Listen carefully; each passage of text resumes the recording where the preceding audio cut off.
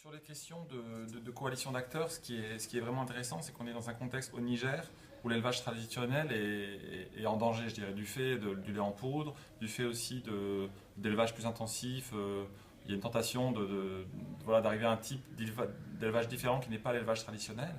Et nous, on veut démontrer en fait le fait qu'on peut allier cet élevage traditionnel avec des contraintes de type industriel, avec des nouveaux marchés, etc. Donc pouvoir faire la démonstration, ce qui demande du temps, des ONG de terrain qui connaissent les acteurs, des OP pour vraiment avoir un ancrage territorial fort et à la fois pouvoir connecter ce travail-là à l'industrie pour répondre à un besoin, c'est quelque chose qui était nécessaire pour nous de pouvoir démontrer dans le cadre d'un projet, mais ce qu'on a réussi à faire. Donc à partir du moment où on convainc les acteurs, y compris privés, ils viennent valider finalement une hypothèse qu'on avait, qu'on a voulu tester, et finalement ça permet de débloquer un certain nombre de choses. Et à partir du moment où les acteurs privés sont convaincus, c'est aussi plus facile de convaincre les acteurs politiques. À partir du moment où il y a des opportunités réelles qui se créent, les acteurs locaux aussi se bougent davantage, y compris les autorités locales.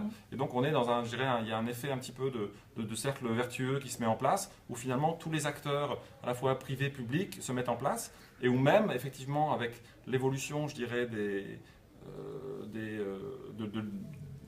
modes d'économie ou de ce qu'on essaie de promouvoir au nord, avec la RSE, avec voilà, une sensibilité peut-être parfois, même si dans les faits c'est difficile à voir, une sensibilité des acteurs eux-mêmes à ces questions-là, de créer aussi des passerelles. Donc voilà, on essaie de jouer les synergies dans tous les sens et de cristalliser ça autour d'une solution pertinente qui, selon nous, peut avoir un impact. Attention par rapport à ça, c'est effectivement la question globalement du leadership, c'est-à-dire trouver les bonnes personnes.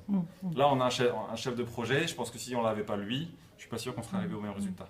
Pareil, on a une entreprise privée, Solani, elle nous semble actuellement crédible, impliquée, etc. Une autre entreprise nous aurait peut-être baladé pendant des mois et puis on ne serait arrivé à rien. Donc c'est toujours des questions des bonnes personnes au bon moment, et ça se décrète pas. Ça ne s'invente pas, on ne peut pas a priori dire d'une chose, elle va marcher ou elle ne va pas marcher. Il faut avoir les bonnes personnes et ça demande de la connaissance du terrain, du temps. Créer des relations, ça demande du temps. La personne qui est notre chef de projet, on travaillait avec elle il y a 4 ou 5 ans. Donc le lien est resté, on peut s'appuyer sur elle.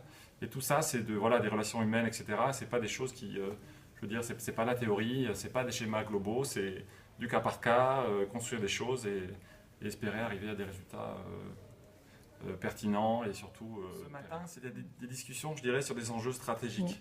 Et ce qu'on voit, c'est que le terrain est très complexe et on ne peut pas avoir un discours globalisant.